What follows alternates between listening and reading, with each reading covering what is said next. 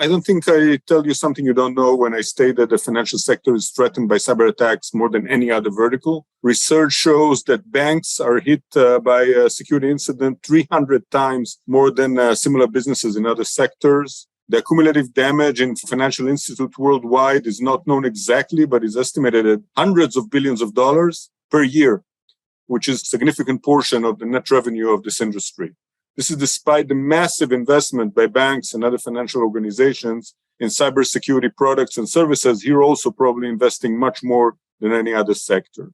Cyber attacks on banks vary from relatively simple phishing and fraud activity to ATM malware operations and go as far as organized campaign against banks' backend systems like SWIFT platform.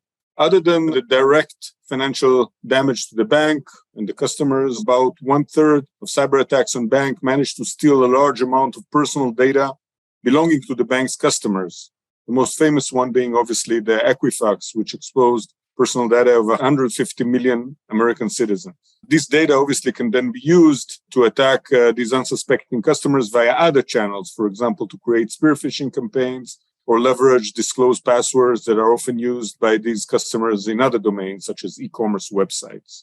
U.S. Federal Reserve Chairman Jerome Powell stated that the risk resulting from cyber attack is the most important and concerning risk that banks need to deal with. This statement is validated by servers and analysis works done by international monetary funds and many other organizations. With that scary picture in mind, we'll try to see if our panelists can help us encourage the audience and give us some leeway into what we should do in order to improve that situation. So I guess we'll start by each one of you. Maybe start with you, Richard, talking a bit about yourself, your background, and the organization that you present, Merrick Bank. I'm Richard Kirschner. I've been in the finance industry for the last 12 years. Well, more than 12 years now, but 12 years in cybersecurity in the finance industry. The last 10 of that was at a major bank with well over 30,000 endpoints, dealing with attacks constantly. So that's pretty much where I started. Now I'm at a credit card company or, recreational lender / credit card company in the finance industry again, dealing with the same thing, just on a much smaller scale. But like you said, attacks are prevalent daily. They're things that we're constantly on the lookout for. I try to implement and create. You actually used a good word previously, which was defense in depth. So I try to live my life and build my posture around that defense in depth term. Everything is a layered approach. You can never have just one single set failure point. Brian, you want to introduce yourself and your organization? Sure. My name is Brian Nash. I've been in banking for over 40 years, in IT for about 30, and things have changed over the years. I like what Richard said is you can't just have a single line of defense. We're a small community bank. It doesn't matter when you read the regs, you all have to be the same way. And the issue that every bank faces is reputational risk. So you have to look at all your endpoints. You have to look at all the ways the users can manipulate. It's not your settings. It's what the user can figure out on how to get around something. And that's most of the time what we're all trying to do our jobs. We're all trying to protect the networks. But when you make something that's a little friction for a user, they're going to try and get around it. And that's the part where we spend a lot of time looking at what do we do to make our users have less friction, but still keep the network protected. And things just keep getting harder and harder. So you lead to my next question, which is from the cybersecurity point of view, what is your greatest concern? What is the greatest challenge you see in trying to protect your organizations against attack? What keeps you up at night? It's my end users. I had an end user last week figure a way around something. When I figured it out, I told him, I said, "You're brilliant. I never even thought about doing it this way." And he goes, "Well, I wasn't trying to do anything." I go, "You just went against 4 different policies, but you were trying to do your job." So, you try to not be rude to somebody, but you're also trying to protect your organization. And the end users, they're trying to do the easiest way that they can do their job or what's easiest for them. And that's my issue. That is my biggest issue. Richard, what's your view on that? definitely agree with you, Brian, in that regard. I think users are kind of the number one risk. I mean, I could sit and spend, $1 billion on layered controls and, tiered architecture and different privileged authentication methods and encryption and et cetera, ad nauseum, right? I could spend a ton of cash, an infinite amount of money on that. And at the end of the day, it's the user that clicks on the email that leads to a don't ask, don't tell web host that then, allows for payloads to come down and, all that fun stuff. So yeah, I mean, it's definitely the users. I think we differ a little bit. Like, I think my opinion of my users is that it's important. I think they're the number one for me. They're the number one risk. It's also for me, it's also important that I be seen as what I like to call myself is a trusted advisor. I don't like to call myself an information security manager or a leader or, a security engineer or architect. I like to be a trusted advisor. I want to be a part of every project or, implementation that the business unit requires from an operational aspect. So if somebody needs something to do their job, I want to be that guy that they call and say, hey, we want to do this. How do we do this and still not suck? How do we do this and be secure? And that's the guy that I try to be at every company that I'm at. And that's what I'm doing at the current company that I'm at as well. And, I think thankfully, that posture has kind of been good at changing a lot of the culture, which generally leads to people trying to find ways around things so that they can get their job done rather than, saying, hey, look, this is causing an issue. I encourage people to be squeaky wheels. Be a squeaky wheel because, at the end of the day, like I'm not going to know that it's causing a problem for you. And maybe I have a solution. And if I don't, then, we'll work together and figure something out. I've never been in a situation where there wasn't a solution. If you look at it from the other way, from the threat landscape point of view, what would be your biggest concerns? Honestly, I feel with the way that we're protected and layered, I mean, you've got so many things out there. There's rats, ransomware. Ransomware is a huge one. Credential stuffing, that's another massive one. In fact, that's probably credential stuffing and reverse shells, C2, anything that can establish C2, phishing. Those are the ones that would keep me up at night for sure. Brian, from your perspective? From my perspective, it's ransomware. I mean, as a smaller financial organization, our data is critical. And that's the one that, you do your air gaps, you do all these other things to protect your data. It's just making sure you have it there. But then my second one is phishing. I mean, they are getting so unique, whether you call it spear phishing, regular phishing. I mean, it's getting pretty unique in how people are coming around these days. In emails mostly or also through other channels? Emails mostly. But you do see it in other channels, but emails are the majority. And if you only have a single layer in email, you're just asking for trouble. Despite the fact that the investment in trying to protect cybercrime continues to grow year over year, maybe not this year, but the outcome is still not good. Breaches just continue to increase. So what do you think is maybe the fundamental flaw? I don't know how to say it, that prevents this investment from being effective enough? To me, it's the board of directors have gotten more involved these days, because when you look at what the auditors and examiners say, it's your size doesn't matter. We all need to have the same type of layering. And it's now with the boards getting on board with the spending, because it's not like it used to be, you just had to put small investments. Now you start looking at your SIMs, you look at all your different layering. What's it cost? What's it cost for hardware replacements these days? And the board, most of the time, are on board with those because they understand it's the reputational risk you are protecting. Yeah, absolutely. I agree with Brian. I think I'd even add to what you're saying, Brian, is that in certain areas, certain levels of the C-suite and board level, there are actors on that level that don't have quite the grasp of the threat attack surface, right? So to them, it's money. That's all they're seeing is the money. They're not seeing the threat and the risk to, the risk to the data. And that I think ends up being one of the biggest hurdles to jump through for me is creating documentation that's easy for them to follow and reporting and whatnot that allows them visibility that is sans the jargon so that we can kind of just get straight through things, say, hey, look, I really need this. And here's why. Like, here's what would happen. Here are the potential risks that would happen if we don't have it.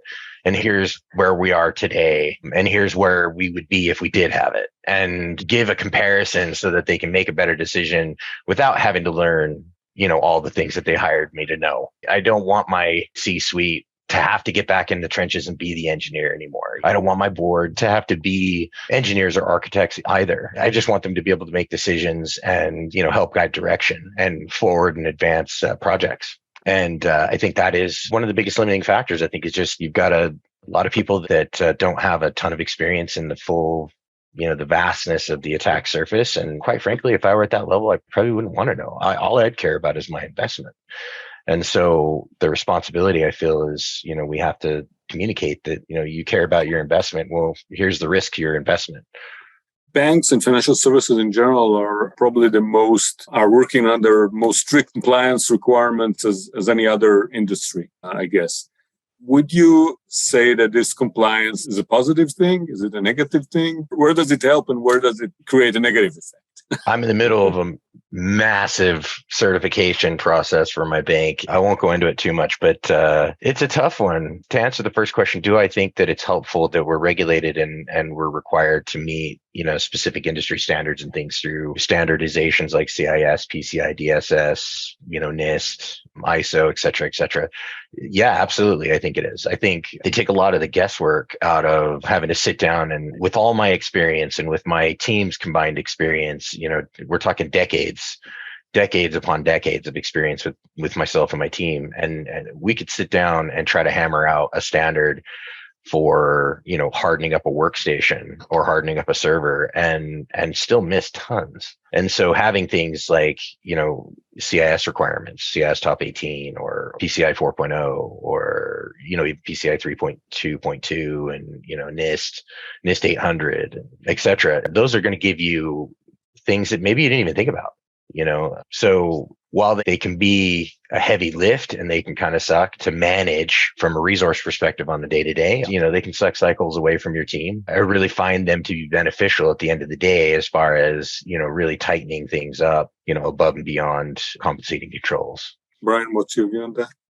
So I will agree with where Richard was going 100%. The issue that I have with all of it is your auditors and regulators that come in with their reading of the reg or the rule on how one interprets it versus another one interprets it. And that's the issues that we run into the most is you think you're moving along in a path. You're being told by one association, yep, you're going the right way, you're doing this. And then all of a sudden another one walks in, well, you didn't do this. And we're going, we need to have standards in how your auditors and regulators come in. And that's really the hard part on some of it. I mean, the longer you've been in this game, the longer okay, he's walking and he's going to tell us one thing, then the next guy's going to come in and you just got to get a happy medium that everybody will agree upon. And vendor management right now is one of the hard ones for both sides to come to terms with. As you have moved or are moving more and more of your services to the cloud, to the public cloud, assuming that you do. I mean, I guess everybody does. What do you see as new challenges that are, related to this move, and what does it help you in terms of cybersecurity? I'm not speaking about, obviously, operational value. So for us, the cloud is something, yes, we all have to look at. You have to really dive into your vendor management on that because you have to look at what is the vendor using. Every one of them says, oh, yeah, we have cloud. We're using Amazon Web Services. That's great. What are you doing for the security on it? Well, we're using Amazon Web Services. That's where you need to ask the vendor, well, where's your SOC? Where are your controls on AWS? I mean, you have the different layering. And then when you start saying this to some vendors, all of a sudden they go, what? And it shouldn't be the end user telling a vendor, these are things you need to be doing. But the sales cycle, everybody's out there now selling things to protect us, and they have the greatest of everything. But when you get down to the nuts and bolts of what they have, sometimes they may have a great product, but they're not protecting your assets by you connecting through their cloud services. That's a very important distinction, definitely.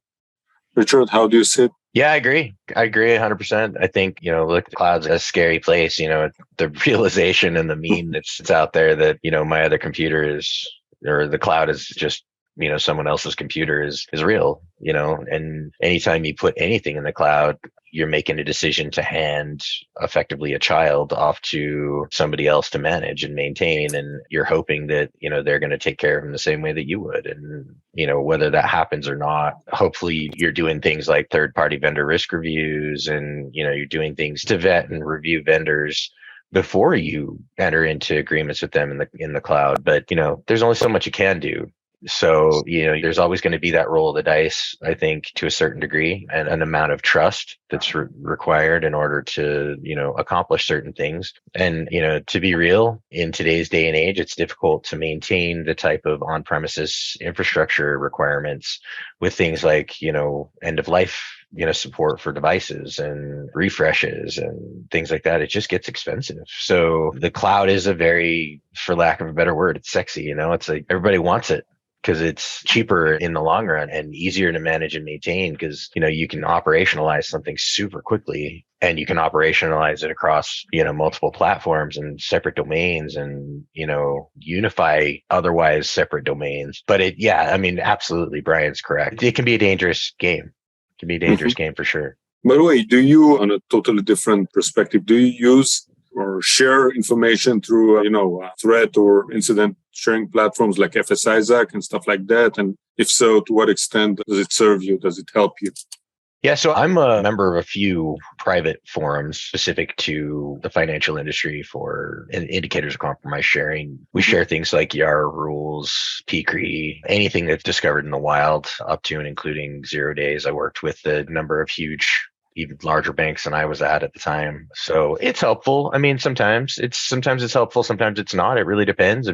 Something that's going to hit, a company like, say, Chase may not necessarily be something that's going to hit me.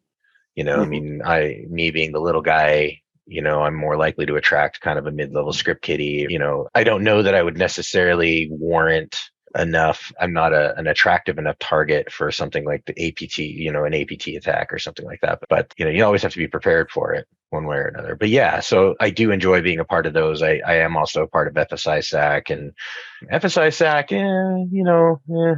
it's okay. US CERT, I'm on that as well. US CERT is okay as well. They're all kind of behind the times. I find the private ones are more real time, and you tend to get things that are just, as they're spinning, like, hey, we just saw this 2 seconds ago, and and we're digging now, and and then it becomes a collaboration of a bunch of people. So where FS-ISAC and US CERT and all those other forums for IOC sharing and stuff, it's just like, here's what we saw, here's all the data we have about it, but it's a day or 2 days or 5 days or 10 days or whatever, however long it takes them to publish. Yeah. It just 2 days IOCs are. Yeah. Yeah. So, and you never know. If it's something really bad and it's in the wild, then, that's scary. So they can be useful, but oftentimes more often than not, they tend to be a little behind. Is that your view as well, Brian? I will agree 100% with Richard on that. We're all required basically to have an FF-ISAC for your auditors, regulators. But the private ones are the ones that seem to get it to you faster. You just need to make sure your agreements that you've signed with the private ones cover you for when you are sharing. Yeah, Richard is 100% right on that one. I don't have anything else to add to that one. By the way, do you have any legacy footprint in your organization? And if so, what unique challenges do you have in trying to protect them? So I think we all have some legacy stuff, whether you want to admit to it or not. The issue is, for us, we have some old hardware and keeping it up and running. You can buy parts here, you can get parts there. It's the issue that we run into is, I keep saying auditors and regulators, is how are you protecting it with firmware? How are you protecting with X when you're using old hardware? And sometimes they don't care. Even if you got it VLAN subnetted off, things like that, they want to know how are you getting these current patches and everything else. And that's the issue that we run into is, sometimes you just need this old application for X and only it can get to through this. That's the issue, is how is it seen by your auditors and regulators, period. When you look forward to 2023 with the, financial situation being what it is, how do you see the cybersecurity budget, maybe not necessarily in your organization, but in general in the industry? How do you see them trending in 2023? And, what do you expect the impact of that trend would be? So for us, we're looking at it as going to be a larger year for us for spend. So many different attack points, from what you used to. So many other things you have to look at, whether you're using third parties, how are you managing your third parties? All of that has to come into play now more than it ever did. And so your spend is going to be more. Yeah, absolutely. 100%. It's going to be, our budget's going to be bigger. And the financial situation doesn't have any impact on that? Verticals where their, spending is reduced. Yeah, I mean, there are going to be areas, obviously, that are impacted. I don't see security as being one of them. I think you're going to see things like, Brian mentioned earlier, you have various types of impact to a successful attack, right? And reputation is a really big one, and it's surprisingly large to the board and to the public, right? And so, the need to keep that down, it will weigh over certain, business requirements. So yeah, security is going to be 100%. It's going to be 100% bigger. And speaking of which, Brian, you mentioned managing third parties. So, supply chain obviously is a huge concern, and it's growing with, supply chain attacks, being more and more prevalent. What do you think you or the industry as a whole should do differently than it did in years past in order to better address this threat? Well, that's a really complicated question you just asked there. I mean, you have so many different layers in that. I mean, you've got your hardware now where you go to order new hardware, and I won't mention the vendor, but we needed some backbone equipment, and they've already told us 360 days, and that's not a guarantee. And, so you start now looking at how can I mitigate this threat by doing this another way until I can get hardware or software fixes. That for us is, where your vendor due diligence comes into play, because a lot of times you are going to rely on that third party. How can you help me through this? And that is a rough one for us. Richard? Yeah, I mean, speaking on physical supply chain, for sure. I mean, you can't get what you can't get. But when you talk about software supply chain and, all the attacks coming from like there. the attack from a software supply. So look, a supply chain attack is water is wet, right? I mean, it's really, you're not going to know until you're hoping that you have the proper things in place that can detect the behavior post the download, right? There have been compromised certificate authorities that, when that happened, you have to assume that your supply chain is intact until you notice odd behavior coming from, something. And you can't assume that the supply chain is 100%. You can make sure, you can assume that trust stance with them initially, but you can never fully validate that, that they're not going to have some sort of, compromise. And so it's a tough one. You have to rely really heavily on, again, that layered approach where you're looking at things like in your SIM, hey, this is behaving weird. This .NET file is making network connection to somewhere in some crazy place. And you have to investigate that. You got to be willing to dig into it instead of sit back and say, oh, no, it's just .NET. Microsoft would never be compromised. Yeah, it's a problem. And like I said, initially water is wet. You're downloading something and you'll just never know until it happens, until the payload executes. Richard, the only thing I want to add to that is you're 100%, but look at like Log4j. When we brought that in, how many of the vendors weren't prepared for their software to correct it? Look how many months you went and you had to do what you said. You had to look at different layers to protect your internal assets just because of the Log4j. Yeah. And because of infrastructure and the architecture of the logging, honestly, I don't see it going away. I see it becoming, you like that internet meme where you're building a wall for a dog to figure out how to get around. And it's just, the dog just keeps getting over it every single time. Eventually, we've got when there was a new CVE released, yesterday or the day before for, a similar attack based on, Log4j's initial IOCs. Obviously, the payload and stuff is different now, but the end result is the exploitation. Yeah, I've read somewhere that the current estimate that, about 30% of the instances of application using Log4j are still exposed, have not been patched. Absolutely. This type of stuff these are architectural. Same thing with, side channel attacks in the CPU and, predictive execution attacks within the CPU as well. Like, it's really difficult to change physical architecture of the way things are working in order to mitigate. So that's when risk comes in. You do the review of, what's my impact? What's my potential impact? How many devices do I have that are potentially exposed? What's the potential of this hitting me? And then, the algorithm that comes into play to make the determination on whether or not, what actions you take. And then you got cost. Yep. And then you have cost. Absolutely. That's figured. Again, without getting too specific, with these bigger budgets that you both foresee for your organization's 2023, what do you think would be again, in banks of your organization's profile, what would be the most important project, the most important step forward that will be made in order to improve the defense? I think it's going to depend, right? I think it depends on every institution I've worked for has had a security program at a varied level. So some companies are very well established and it's like clockwork. They've got things like clockwork and the only thing that you're really doing from an engineering and architecture standpoint is, keeping the lights on, doing the investigations and, changing tools out when new things come in and into the industry and or things go end of life. So a really difficult question to say, like for me, from an investigative purpose, a point of view from doing investigations on the blue side, I would say things like full packet capture would be fantastic for us to get into place. WAF would be, fantastic. As far as endpoint controls, I'd say we're pretty solidly layered, but you could spend $1 billion. Sure. At the end of the day, that's the answer is you can spend $1 billion and buy everything. And that's why you need to prioritize, obviously. And that's your one of your most difficult tasks. Brian, you want to? Yeah, I just wanted to say, for the smaller community banks, we have to deal with cores, the FIS, Jack Henry, Fiservs, and, we are tied to them. The end user doesn't know it. It's our reputation.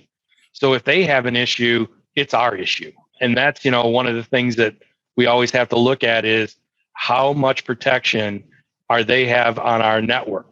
Then you have to look at the connections between your cores to yourself. How are you protecting those? Not the old days where you just let them connect and have their way. You're now making sure that they're only getting X on your network. And to the small community banks, that's a big thing. Thank you so much. This has been really insightful and interesting, at least for me, I guess, for the audience as well. So thanks for your time.